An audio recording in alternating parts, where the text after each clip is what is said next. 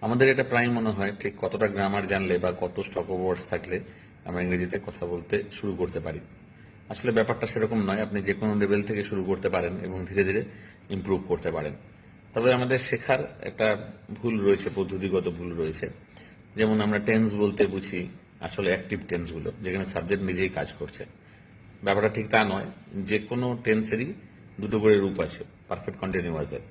আর সেটা কখনোই subject object পাল্টাপাল্টি করে নয়, একই সাবজেক্ট দিয়ে শুরু হতে পারে। কারণ কোনো সেন্টেন্সকে আমি দুবার রিপিট করব না, হয় অ্যাক্টিভে বলবো নয় প্যাসিভে বলবো। তাই শেখাটাই আমাদের শুরু থেকে ভুল রয়েছে। যেমন আমরা শিখেছি I eat mangoes, mangoes are eaten by me, কিন্তু আমি কি দুবার বলবো সেন্টেন্স? কখনোই না। তো কিভাবে চিন্তা করা উচিত যে ধরুন কোনো কাজ বারে বারে হয়, বর্তমানের কোনো অবস্থা, তাহলে সিম্পল প্রেজেন্ট, তার দু রকম সেন্টেন্স হতে পারে। হয় সাবজেক্টটা কাজ করে অ্যাক্টিভ, তাহলে সাবজেক্টের পরে সরাসরি ভার্ব হবে, যেমন I go, I eat, I play. আরেকটা কি হতে পারে, না আমি কাজটা করি না কিন্তু কাজের পরিণামটা ভোগ করি। ঠিক আছে, এখানে কাজটা অন্য কারোর দ্বারা করা হয় বা কোনো পরিস্থিতির দ্বারা, সেক্ষেত্রে আমি রিসিভ করি তার কনসিকুয়েন্সটা। যেমন I am shocked, I am delighted, I am panicked, I am frightened.